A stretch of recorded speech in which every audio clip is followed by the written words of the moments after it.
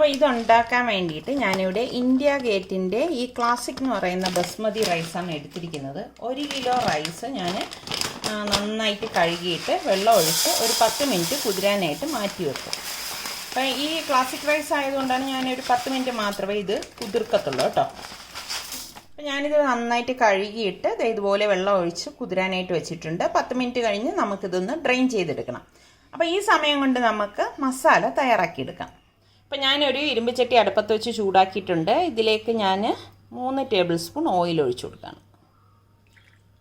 എണ്ണ ചൂടാകുമ്പോഴേക്ക് ഞാനിവിടെ 1 ടീസ്പൂൺ പെരിഞ്ജീരകം, ഒരു 4 ഗ്രാമ്പൂ, 2 ഏലക്കായ, ഇതുപോലെ 2-3 പീസ് പട്ട ഇത്ര എടുത്തിട്ടുണ്ട്. ഇത് നമുക്ക് ഈ എണ്ണയിലേക്ക് ഇട്ട് കൊടുക്കാം.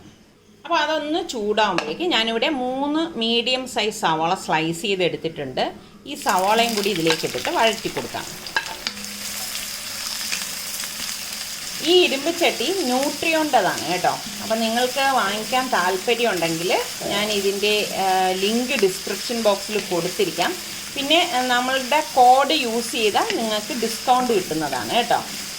ശരിക്കും നല്ല ഒരു സ്മൂത്തായിട്ടുള്ള ഇരുമ്പ് ചട്ടിയാണിത്. അതാ നിങ്ങൾക്ക് കാണുമ്പോൾ തന്നെ മനസ്സിലാവും. കണ്ടോ, ഇതുപോലെ ഒന്ന് വഴറ്റി കൊടുക്കണം.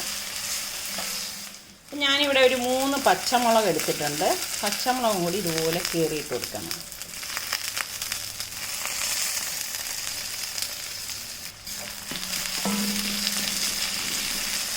പിന്നെ ഞാൻ 2 ടീസ്പൂൺ ജിഞ്ചർ ഗാർലിക് പേസ്റ്റും കൂടി ഇട്ട് കൊടുക്കണേ.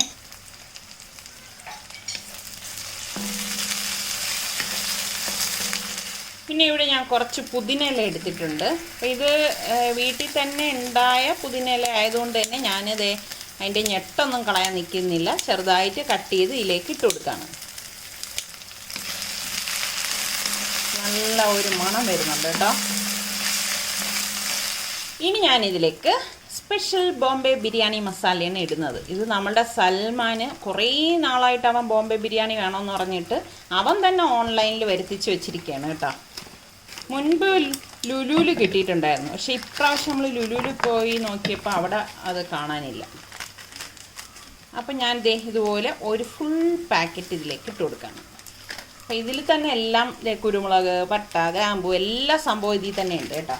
പക്ഷേ ഞാൻ ഈ മസാല മാത്രമല്ല ഇടുന്നത്. ഇനി നമ്മളുടെ കുറച്ച് മസാലയും കൂടി ഞാൻ ഇതിലേക്ക് ആഡ് ചെയ്യും.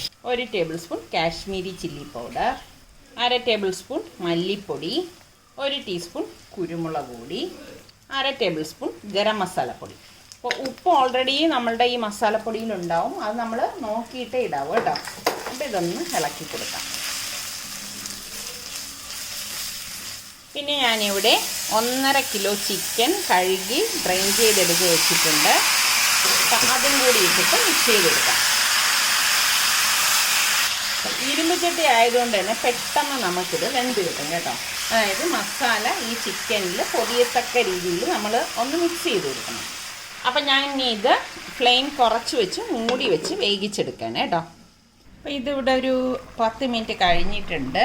അടപ്പ് മാറ്റിയിട്ട് നമുക്കൊന്നുകൂടി ഒന്ന് ഇളക്കി കൊടുക്കണം. സൂപ്പർ മണമാണ് കേട്ടോ. നമ്മൾ ഇരുമ്പ് ചട്ടി, ഉരുളി ഇതിലൊക്കെ വെക്കുമ്പം ഒരു പ്രത്യേക ടേസ്റ്റാണ് കേട്ടോ. ഇത് വിറകടുപ്പിലാണ് വയ്ക്കുന്നതെങ്കിൽ പിന്നെ പറയുകയും വേണ്ട. അപ്പോൾ ഇതിവിടെ ഞാൻ മിക്സ് ചെയ്ത് എടുത്തിട്ടുണ്ട്. ഇനി ഞാൻ ഇവിടെ കുറച്ച് മല്ലിയില എടുത്തിട്ടുണ്ട്.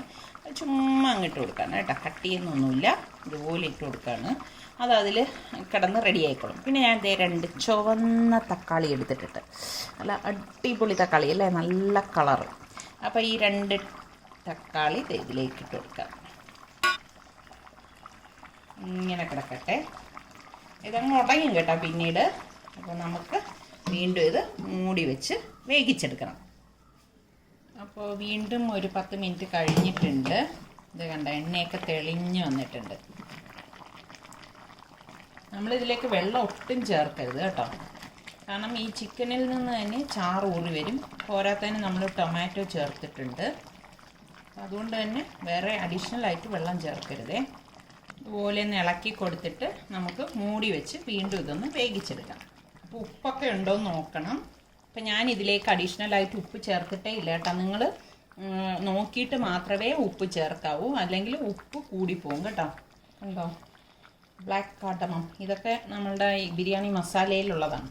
ഇത് പെയ്ഡ് പ്രൊമോഷനൊന്നുമല്ല കേട്ടോ. നമ്മളുടെ സൽമാന് ഭയങ്കര ഇഷ്ടമുള്ളൊരു സംഭവമാണ് ഈ ബോംബെ ബിരിയാണി എന്ന് പറയുന്നത്.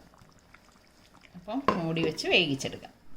അപ്പം ഞാനിവിടെ കുറച്ചധികം വെള്ളം തിളപ്പിക്കാനായിട്ട് വെച്ചിട്ടുണ്ട്. അപ്പം നമ്മൾ റൈസ് ഊറ്റിയാണ് എടുക്കുന്നത് കേട്ടോ. ഇതിലേക്ക് നമുക്ക് പാകത്തിനുള്ള ഉപ്പിട്ട് കൊടുക്കാം. എപ്പോഴും നമ്മൾ ഊറ്റി എടുക്കുന്നതുകൊണ്ട് തന്നെ ഉപ്പ് കുറച്ച് കൂടുതൽ ഇടണം കേട്ടോ, എങ്കിലേ ആ റൈസിൽ പിടിക്കത്തുള്ളൂ. പിന്നെ ഞാനിവിടെ ഒരു 5 പച്ചമുളക് എടുത്തിട്ടുണ്ട്, അതും കൂടി ഇതിലേക്ക് ഇട്ട് കൊടുക്കണം. 1 ടീസ്പൂൺ പെരിഞ്ജീരകം കൂടി ഇട്ട് കൊടുക്കാം. നന്നായിട്ടൊന്ന് ഇളക്കി കൊടുക്കാം. അതായത് ഉപ്പ് ഇതിലേക്ക് നല്ലതുപോലെ മിക്സ് ചെയ്ത് വരണം. പിന്നെ ഞാനിതിലേക്ക് 1 ടീസ്പൂൺ എണ്ണ കൂടി ഒഴിച്ചു കൊടുക്കാണ്.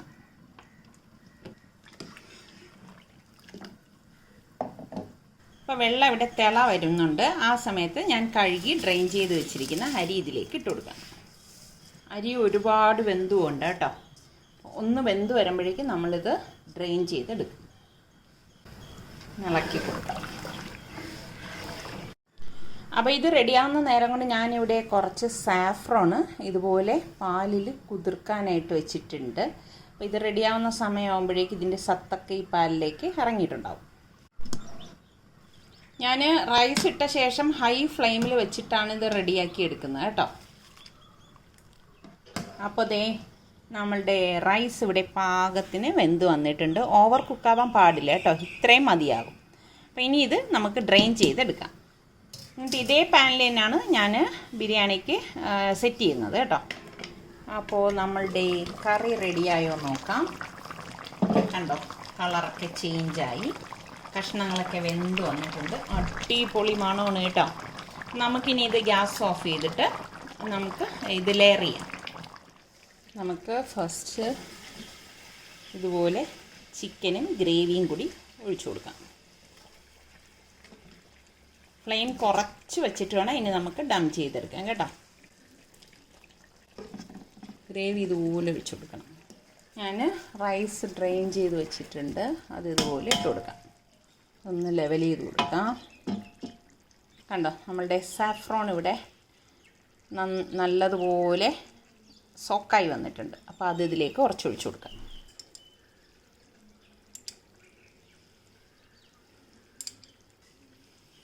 പിന്നെ ഞാനിവിടെ കുറച്ച് പൈനാപ്പിളും കുറച്ച് മല്ലിയില എടുത്തിട്ടുണ്ട്, അതും കൂടി ഇട്ട് കൊടുക്കാം.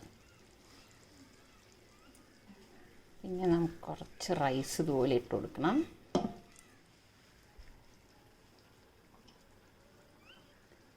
ഇതുപോലെ ചിക്കനും ഗ്രേവിയും കൂടി ഫുള്ളാക്കി അങ്ങിട്ട് കൊടുക്കും. ബാക്കിയിരിക്കുന്ന റൈസ് ഫുള്ളാക്കി ഇതിന് മുകളിലേക്ക് വെച്ച് കൊടുക്കാം. സാഫ്രോൺ ഇതുപോലെ ഇട്ട് കൊടുക്കണം. ശരിക്കും ആ സാഫ്രോണിൻ്റെ ആ ഒരു ടേസ്റ്റ് ഒരു അടിപൊളിയാണ് കേട്ടോ. പിന്നെ നമുക്ക് ഈ പൈനാപ്പിൾ കട്ട് ചെയ്തതും മല്ലിയിലയും കൂടി വെച്ച് കൊടുക്കാം.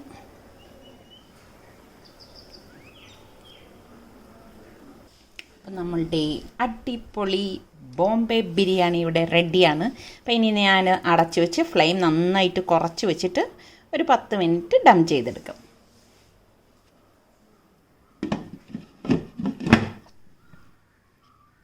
നമ്മളുടെ ബിരിയാണി ഇവിടെ റെഡി ആയിട്ടുണ്ട്. അപ്പോൾ ഇത് ചൂടോടുകൂടി തന്നെ ഞാൻ സെർവ് ചെയ്യാൻ പോവാണ്. ഞാനിത് ഇളക്കി കാണിച്ചു തരാം. അടിപൊളി മണമുണ്ടല്ലോ. മസാലയും റൈസും ഇതെല്ലാം കൂടി ചേർത്തിട്ട് മിക്സ് ചെയ്തെടുത്തിട്ട് വേണം നമ്മൾ സെർവ് ചെയ്യാൻ.